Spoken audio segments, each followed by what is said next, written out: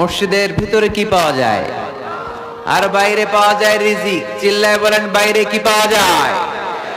এজন্য ঢোকার সময় রহমত চাবো, বের হওয়ার সময় রিজিক চাবো। ঢোকার সময় ডান পা, বের হওয়ার সময় মনে থাকবে। আর মসজিদে ঢুকেই 2 রাকাত, ঢুকেই 2 রাকাত। দুখুলুল মসজিদ, তাহিয়াতুল মসজিদ, তাহিয়াতুল উযু যেই নাম দেন। ওযু করলেই, মসজিদে ঢুকলেই মনে থাকবে? ভুলে যাবেন তো আপনারা? খেয়াল থাকবে? মসজিদে ঢুকলেই 2 রাকাত পড়তেন বিশ্বনবী মুহাম্মদ সাল্লাল্লাহু। বিশ্বনবী জুমার খুতবা দিচ্ছেন, হঠাৎ এক সাহাবী খুতবা চলাকালীন সময়ে মসজিদে ঢুকেই বসে পড়লেন। বিশ্বনবী বললেন, দাঁড়াও। নিজের খুতবা বন্ধ করে দিয়ে সাহাবীরে বললেন, দাঁড়াও, 2 রাকাত পড়েছো নাকি? সাহাবী বলে, পড়ি নাই। বিশ্বনবী বললেন, তাড়াতাড়ি করে চটজলদি করে 2 রাকাত পড়ে নাও। খুতবা, জুমার খুতবা চলতেছে, খুতবা থামিয়ে দিয়ে খুতবার নিরবিচ্ছিন্নতাকে ভঙ্গ করে আল্লাহর হাবিব সাল্লাল্লাহু আলাইহি ওয়াসাল্লাম 2 রাকাত পড়তে বললেন। এটা খুবই জরুরি, পড়বেন, খুতবা চলাকালীনও পড়বেন। যদিও আমাদের দেশের অনেক জায়গায় এটার সুযোগ দেয় না, বলে যে লাল বাতি জ্বলন্ত অবস্থায় নামাজ পড়া নিষেধ। নিজেরা বানাইছে এই নিষেধ। তো পড়তে না দিলে বারান্দায় পড়েন, যেহেতু খুতবা শোনারও গুরুত্ব আছে। হানাফি মাযহাবে খুতবাটারে ওয়াজিব বলে, খুব গুরুত্ব দেয়। এজন্য বলে যে এটা বেশি গুরুত্বপূর্ণ ওই নামাজের চেয়ে। এটা হচ্ছে ওনাদের দলিল। কিন্তু ওই দলিলটা বেশি শক্তিশালী যে মসজিদে ঢুকেই 2 রাকাত পড়তে হয়, ঠিক কি না? এজন্য মসজিদে ঢুকেই আমরা 2 রাকাত পড়ব। তাহলে প্রথমে ওযু করে নিলাম, সুন্দর জামা পরলাম, ডান পা দিয়ে মসজিদে ঢুকলাম, ঢুকেই 2 রাকাত পড়লাম। এই সবগুলো আদেশ বিশ্বনবী আমাদের জন্য দিয়েছে, ঠিক কি না? আবার বিশ্বনবী নিষেধ করেছে কবরের উপর যেন কখনো কেউ মসজিদ না বানায়। লাআনা রাসূলুল্লাহি সাল্লাল্লাহু লাআনাতুল্লাহি আলাল ইয়াহুদ ওয়ান নাসারা ইত্তাখাযু কুবুর আমবিয়াইহিম মাসাজিদা। আল্লাহ তাআলা ইহুদি নাসারাদের উপর লানত দিয়েছে। কি দিয়েছে? লানত। কারণ তারা তাদের নবীদের কবরের উপরে মসজিদ বানায় ওইখানে নামাজ পড়ে। কবরস্থানে নামাজ পড়া যায়? কবরের উপরে নামাজ পড়া যায়? বাংলাদেশে আছে না নাই? ছোট্ট এতটুক মসজিদ, 2 কাতারের এত বড় কবরস্থান। ইয়া লাল শালু, নীল শালু, আগরবাতি আর গোলাপ জলের গন্ধে ঢোকা যায় না। আছে না নাই? ওখানে যে আগরবাতি জ্বালায় দেয়, গোলাপ জল ঢেলে দেয়। আছে না নাই? কবরস্থানে বা মাজারে কেন মোমবাতি দেয় মানুষ আমি জানি না। যিনি কবরে শুয়ে আছেন ওনার কাছে কি আলো যায়? মোমবাতির আলো তো ওনারে দিছেন কেন? এটা তো যে সমস্ত ঘরে এখনো ইলেকট্রিসিটি পৌঁছে নাই, বাচ্চারা পড়াশোনা করতে পারে না, এদের ঘরেই না আপনি মোমবাতি দিবেন। তাহলে আপনার বাবার কবরটারে আলো দিয়ে ভরে দিবে কে? মাজারে যে অনেকে টাকা দেয়, মানত করে, মাজারে টাকা দেয়া যায় না, মানত করা যায় না, মানত করতে হয় একজনের নামে। চিল্লায় বলেন, তিনি কে? খবরদার, এগুলো থেকে সাবধানে থাকতে হবে। মাজার জিয়ারত করা সুন্নাহ, কবর দেখলেই সালাম দেয়া সুন্নাহ, জিয়ারত করা সুন্নাহ। এর জন্য দোয়া চাইবেন, নিজের জন্য আল্লাহর কাছে দোয়া চাইবেন, এর জন্য দোয়া করবেন, নিজের জন্য দোয়া করবেন। কিন্তু মাজারে পড়ে থাকা লোকটার কাছে কিছু চাওয়া যায়? আল মাইয়িতু ফিল কবর কাল গরীকি ফিল বাহর। সাঁতার না জানা ব্যক্তি সাগরে পড়লে যেরকম অসহায়, কবরে শুয়ে থাকা ব্যক্তিটা তার চেয়েও বেশি অসহায়। সে আপনার জন্য কি করবে? আপনি তার জন্য দোয়া করলে সে কিছু পাবে। সে আপনার কিছু করায় দিতে পারবে? করতে পারে একজন, তিনি কে? চিল্লায় বলতে হবে, তিনি কে? কেউ ফিরে না খালি হাতে, আল্লাহরে তোর দরবারেতে। ঠিক কি না? পড়েন সবাই, কেউ ফিরে না খালি হাতে, আল্লাহরে তোর দরবারেতে। এজন্য কবর কেন্দ্রিক কোনো মসজিদ নাই। আগে মসজিদ, পরে হবে কবর। যেমন বিশ্বনবী আগে তৈরি করেছেন মসজিদে নববী, তার পাশে হয়েছে বিশ্বনবীর কবর, তার বাম দিকে হয়েছে বাকিউল গারকাত, বাকি কবরস্থান, মাকবারাতুল বাকি, যেখানে বিশ্বনবীর স্ত্রীরা শুয়ে আছেন, সাহাবারা শুয়ে আছেন রাদিয়াল্লাহু তাআলা আনহুম ওয়া আনহুন্নাহ। তাহলে আগে হবে মসজিদ, তারপরে কবর। কবর কেন্দ্রিক কোন মসজিদ বানানো যাবে? মনে থাকবে এটা।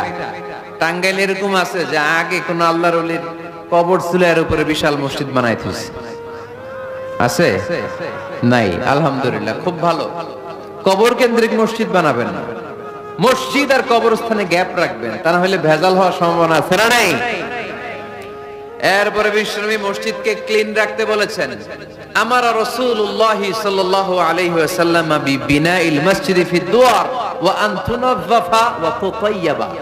আল্লাহর হাবিব বলেছেন, এলাকায় এলাকায় তোমরা মসজিদ বানাও, মসজিদগুলোরে পরিষ্কার রাখো, আতর আর সুগন্ধি দিয়ে তোমরা পারফিউম করে দাও, মসজিদটারে সুগন্ধযুক্ত করে রাখবেন, পারফিউম করে রাখবেন। আরব দেশে মসজিদে বাখুর জ্বালিয়ে দেয়, উদ জ্বালিয়ে দেয়, মসজিদে ঢুকলেই কলিজাটা ঠান্ডা হয়ে যায়, নামাজ পড়তে মনে চায়, কোনো দুর্গন্ধ নাই।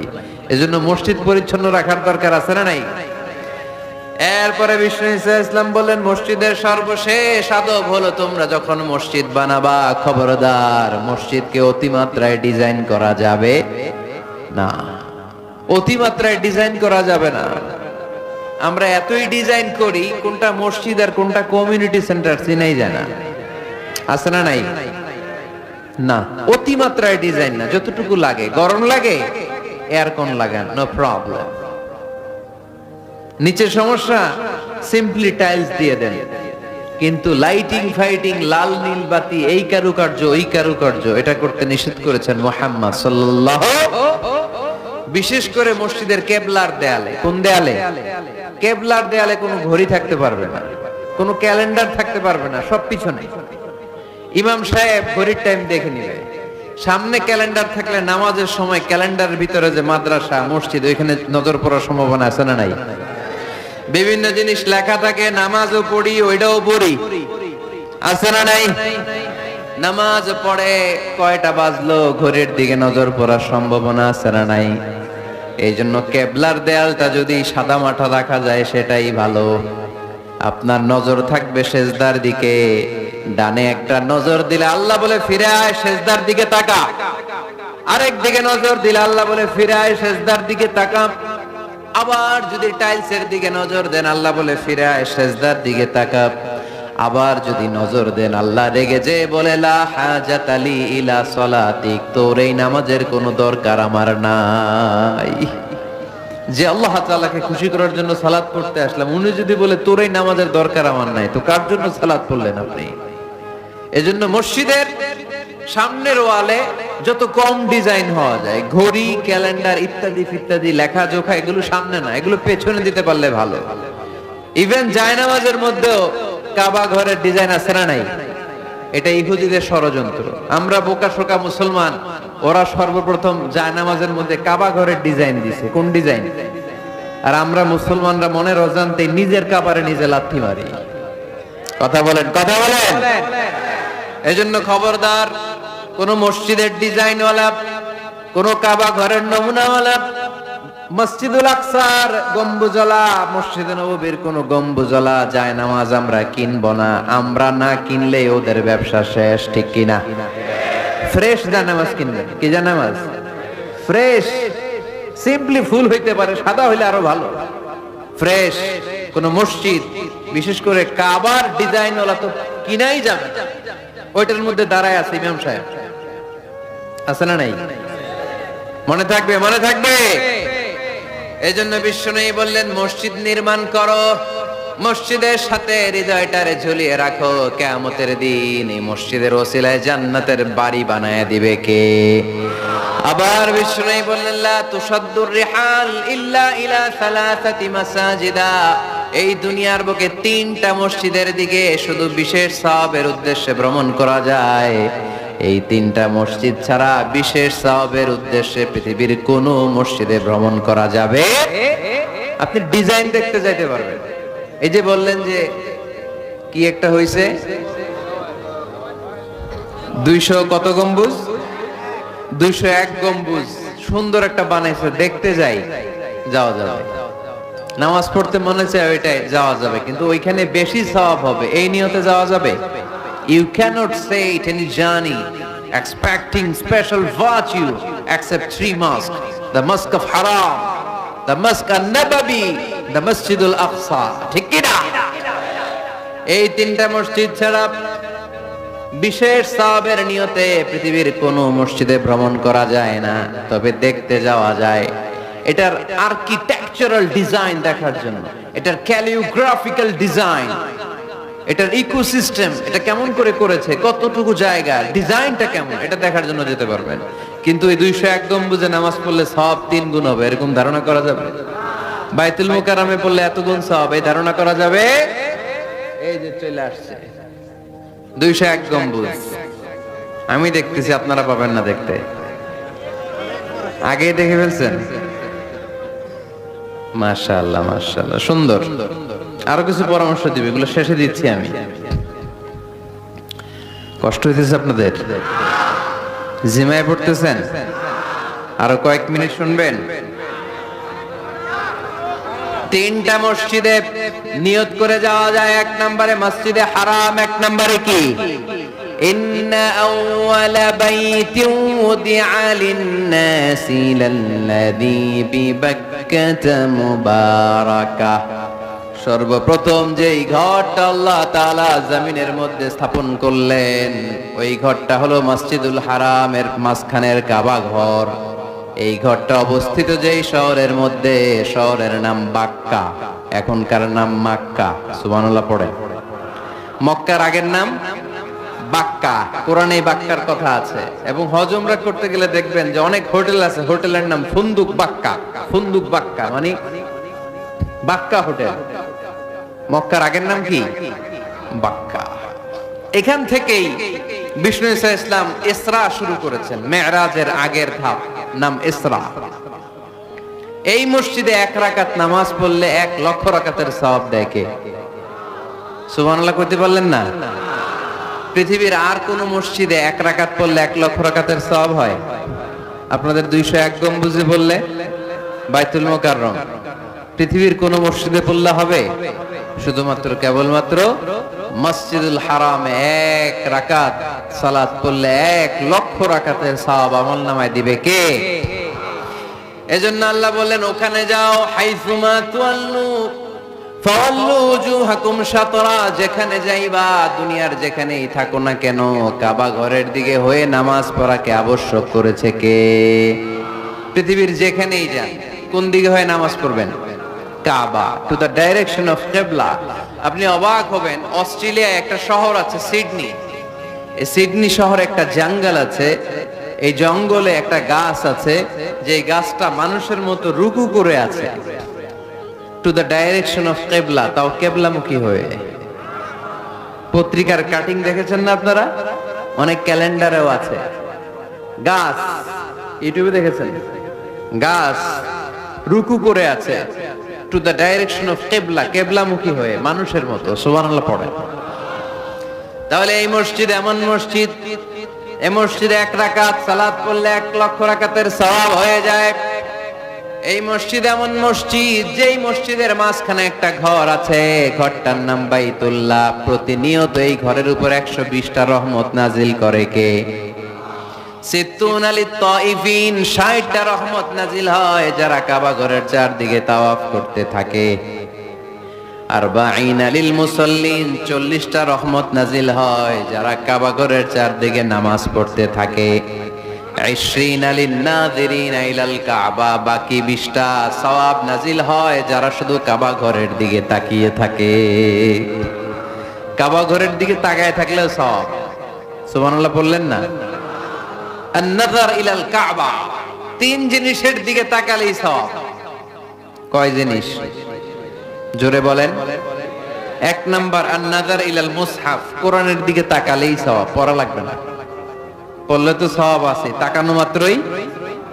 2 নাম্বার আন-নাযার ইলা ওয়াজহিল ওয়ালিদাইন, মা বাবার চেহারা। মা বাবার খেদমত করলে তো সওয়াব আছেই, টাকা দিলে তো সওয়াব আছেই, কিন্তু মা বাবার চেহারার নজরের দিকে যদি রহমতের নজরে একবার তাকান, একটা কবুল হজ করলে যেই সওয়াব, ওই সওয়াব আমল নামায় দিবে কে? মা বাবা এমন জিনিস আমরা চিনলাম না। আমরা পীর সাহেবের দরবারে লাউ নিয়ে যাই আর গান গাই, সাদের লাউ বানাইলো মোরে আগা খাইলাম ডগা খাইলাম না ডুগডুগি না।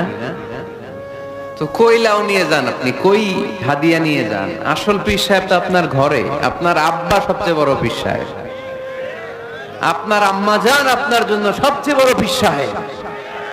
গোটা বিশ্বের সব পীর সাহেব যদি 50 বার করে কোরআন খতম দিয়ে এক গ্লাস পানির মধ্যে ফু দেয়, আর আপনার আব্বা শুধু বিসমিল্লাহ বলে যদি এক গ্লাসের পানিতে ফু দেয়, ওই গ্লাসের পানির ফুটা আল্লাহর কাছে কবুল হয়ে যাবে। এজন্য বিশ্বনবী বলতেন, আল জান্নাতু তাহতা আকদামি উম্মাহাতিকুম। ও দুনিয়ার মানুষেরা শোনো, দুনিয়ার পুরুষ মানুষদের পায়ের নিচে থাকে জুতা, জুতার নিচে থাকে বালু আর মাটি। আর দুনিয়ার বুকে এক একটা মায়ের পায়ের নিচে থাকে তার সন্তানদের জান্নাত। ওগো মা তুমি এই ধরনের শ্রেষ্ঠ নিয়ামত, তোমারই পদ তলে রয়েছে জান্নাত। ওগো মা তুমি এই ধরনের শ্রেষ্ঠ নিয়ামত, তোমারই পদ তলে রয়েছে জান্নাত। সুবহানাল্লাহ পড়েন। কি মা? এই মারে আমরা চিনি না। লাউ কাতা'তা জিলদাক, তোমার গায়ের চামড়া কেটেও যদি মাকে জুতো বানিয়ে দাও, ওই যে ছোটবেলায় দুধ খাইছিলে, এক ঢোক দুধের শোধ আদায় হবে না। এক ঢোক দুধের শোধ আদায় হবে না। ওই মা 3 বার বললেন আল্লাহ রাসূল এই মায়ের কথা। কয়বার? আল্লাহ হাবিব বললেন মা মা মা, তারপরে মা কয়বার? বাবা কয়বার? তার মানে ইসলাম মাকে দিয়েছে স্বর্ণ পদক, ইসলাম মাকে দিয়েছে রৌপ্য পদক, ইসলাম মাকে দিয়েছে ব্রোঞ্জ পদক, বাবাকে দিয়েছে সান্ত্বনা পুরস্কার। ঠিক কিনা? 3 বার যদি মা হয়, একবার যদি বাবা হয়, তাহলে স্বর্ণ পদক কে? রৌপ্য পদক, ব্রোঞ্জ পদক, সান্ত্বনা পুরস্কার। সুবহানাল্লাহ কইতে বললেন না? ওই মায়ের চেহারার দিকে যদি রহমতের নজরে একবার তাকান, কবুল হজের সওয়াব আছে না নাই? তাহলে 1 নাম্বার কোরআনের দিকে নজর করলে সওয়াব, 2 নাম্বার মা বাবার চেহারার দিকে নজর করলে সওয়াব, 3 নাম্বার আল্লাহর কাবা ঘরের গিলাফের দিকে যখন নজর করে তাকাবেন, 20টা রহমত নাজিল করবে কে? তাহলে শ্রেষ্ঠ মসজিদ মসজিদে হারাম, শ্রেষ্ঠ মসজিদ। 2 নাম্বার হচ্ছে মসজিদ নববী, নবীর মসজিদ। ওখানে 1 রাকাত পড়লে 1000 রাকাতের সওয়াব। আমার নবী শুয়ে আছে তার পাশে, পাশেই জান্নাতুল বাকিয়া, মাকবারাতুল বাকিয়া, এরপর আছে রওদা। বিশ্বনবীর কবর থেকে মিম্বার পর্যন্ত জান্নাত, রাউদাতুম মিন রিয়াদিল জান্নাহ। এটা দুনিয়ার বুকে একটা জান্নাতের টুকরা। কোন সুবহানাল্লাহ। ওখানে নামাজ পড়ার জন্য খুব ধাক্কাধাক্কি হয়। পুরো মসজিদে নববীর কার্পেটের এক কালার, ওইটার কার্পেটের আরেক কালার। যারা হজ উমরা করেছেন দেখে এসেছেন, জায়গা পাওয়া যায় না, খুব ধাক্কাধাক্কি হয় ওই জায়গাটাতে সালাত পড়ার জন্য। এটা হচ্ছে দ্বিতীয় মসজিদ শ্রেষ্ঠত্বের দিক থেকে। তৃতীয় মসজিদ হচ্ছে মসজিদে আকসা, ফিলিস্তিনে। আহা, এই দুইটাতে যাওয়ার সুযোগ হইলো, ওইটাতে যাওয়ার সুযোগ নাই। ইসরায়েলি হায়নাদের দখলে। চিল্লায় কোন ঠিক কিনা? আমরা আল্লাহর কাছে চাই আমরা মসজিদুল হারাম, এই মসজিদ নববীতে যেমনে সালাত পড়তে পারি, বাইতুল মাকদাসে যেও যেন সালাত পড়তে পারে। আল্লাহ তুমি তৌফিক দাও। বাইতুল মাকদাসে 1 রাকাত পড়লে 250 রাকাতের সওয়াব। আরেক বর্ণনা এসেছে 500 রাকাতের সওয়াব। এই 3টার পরে দুনিয়ার যত বড় মসজিদ হোক না কেন, সবগুলোর সওয়াব সমান। সুবহানাল্লাহ পড়েন। তাহলে আমরা মসজিদ আবাদ করতে চাই। কি করতে চাই? এই মসজিদ হচ্ছে আমাদের মুসলমানদের সামাজিক ঐক্যের কেন্দ্রবিন্দু। সামাজিক ঐক্যের কেন্দ্রবিন্দু আমাদের মসজিদ। বুঝতে হবে, এটা খ্রিস্টানদের চার্চের মতো, এটা ইহুদিদের সিনাগগের মতো, এটা শিখদের গুরুদুয়ারার মতো গতানুগতিক কোনো ইবাদত গাহ বা উপাসনা কেন্দ্র নয়। এটা আমাদের ঐক্যের ভিত্তি। চিল্লায় বলেন ঠিক কি না? বিশ্বনবী মসজিদে নববী থেকে সব করেছেন। বিশ্বনবীর মসজিদে নববীটাই ছিল ক্যান্টনমেন্ট, সেনাবাহিনীর ক্যান্টনমেন্ট ছিল এটা। বিশ্বনবীর মসজিদে নববী ছিল গণভবন, আমার নবীর মসজিদে ছিল বঙ্গভবন। এইখানেই ছিল সুপ্রিম কোর্ট, হাই কোর্ট। এখানে বসেই বিশ্বনবী যুদ্ধের জন্য সেনা প্রেরণ করতেন। এখানে বসেই বিশ্বনবী বেকারদের কর্মসংস্থান করতেন। এখানে বসেই বিশ্বনবী বিধবা নারীদের জন্য ভাতার ব্যবস্থা করে দিতেন। এই মসজিদের মধ্যে বসেই বিশ্বনবী আহলে সুফার সাহাবীদেরকে হাদিসের শিক্ষা দিতেন। সুবহানাল্লাহ পড়ে। এজন্য মসজিদের নানামুখী ব্যবহার আছে। আমরা শুধু এটা ইবাদতের জন্য রাখছি, কিন্তু বিষ্ণু ইসলাম এটাকে নানা কাজে লাগিয়েছেন। আমাদের মসজিদগুলোকে আমরা শুধুমাত্র জিকির আর সালাতের জন্য নির্ধারণ করেছি, কিন্তু বিষ্ণু ইসলাম নানামুখী কাজ এই মসজিদের ভেতরে করেছেন। মসজিদে নববী বাচ্চাদের জন্য উন্মুক্ত ছিল, নারীদের জন্য উন্মুক্ত ছিল, হিজরাদের জন্য উন্মুক্ত ছিল। সুবহানাল্লাহ কইতে পারলেন না? হিজরা আছে এলাকায়, টাঙ্গাইলে দেখলে কি করেন? টিটকারি মারেন, হাসেন। আপনাকে মারে? হ্যাঁ, ওরাই মারে। কি টাকা দাবি করে না? এই দোষটা ওদের না তো, দোষটা তো আমাদের। ওদেরকে তৃতীয় লিঙ্গি হিসেবে স্বীকৃতি দিয়েও ওদের সব ধরনের সুযোগ সুবিধা গভর্নমেন্ট হয়তো এখনো দিয়ে সারতে পারে না। এটা গভর্নমেন্টের দায়িত্ব। এই বিশাল জনগোষ্ঠীকে গভর্নমেন্ট কি করবে? 2008 সালে ভোটাধিকার দেওয়া হয়েছিল, তারপরেও কোথাও এদের জন্য নাম নাই। একটা বাচ্চা যদি হিজরা হয়ে জন্মায়, মা বাবা তার পরিচয় কারো কাছে দিতে চায় না, লজ্জায়। এর স্কুলে ভর্তি করাইলে স্কুলের ফর্মে আছে ছেলে বা মেয়ে, এটার কোন জায়গায় দিব? ছেলেতে না মেয়েতে? আহা, এজন্য এরাও সমাজে বিচ্ছিন্ন, আলাদা। এরা খুঁজতে থাকে, দেখি আমার মতো কে আছে, তখন এরা হিজরা পাড়ায় চলে যায়।